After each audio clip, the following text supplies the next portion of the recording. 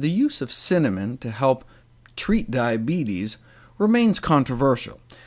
We know that cinnamon is so good at controlling one's blood sugar that you can cheat on a diabetes test by consuming 2 teaspoons of cinnamon the night before your glucose tolerance test. Basically, they make you drink some sugar water and see how well your body can keep your blood sugar levels under control.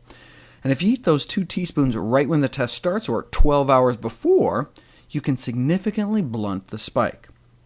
A half teaspoon of cinnamon does not seem to be enough, but about a teaspoon a day does appear to make a significant difference. A review of the best studies done to date found that the intake of cinnamon by type 2 diabetics or prediabetics does lower their blood glucose significantly. So what's the controversy? Well, as I described before, cassia cinnamon, also known as Chinese cinnamon, or probably what you're getting at the store if it just says cinnamon, contains a compound called coumarin, which may be toxic to the liver in high enough doses. Originally, the concern was mainly for kids during Christmas time, where they might get an above-average exposure, but more recently some researchers suggested that kids just sprinkling some cassia cinnamon on their oatmeal a few times a week might exceed the recommended safety limit. The bold values here are above the recommended upper limit.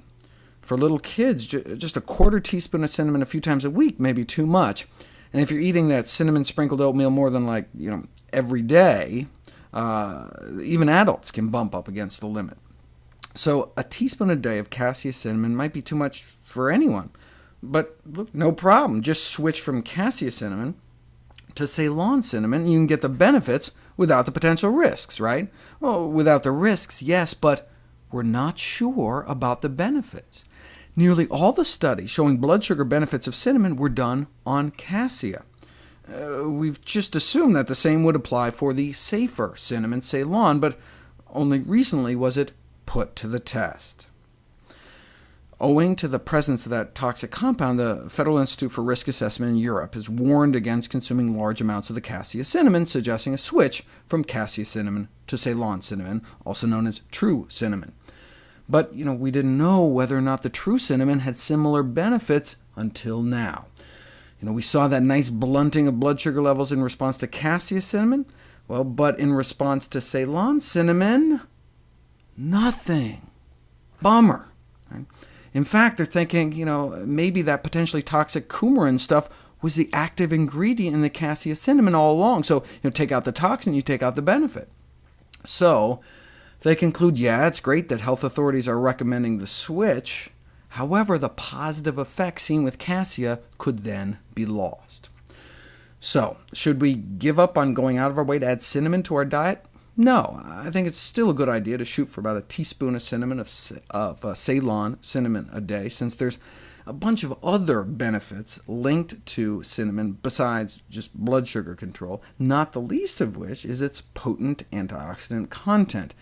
In fact, one of the cheapest food sources of antioxidants, beating out the cloves and coming in just under purple cabbage. But cinnamon can no longer be considered a safe and effective treatment for diabetes. Either you're using cassia cinnamon and it's effective but may not be safe, or using Ceylon cinnamon, which is safe but does not appear effective. But look, even the cassia cinnamon only brought down blood sugars modestly. In other words, only as good as the leading diabetes drug in the world, metformin, sold as glucophage. Yeah, it may work as good as the leading drug, but that's not saying much.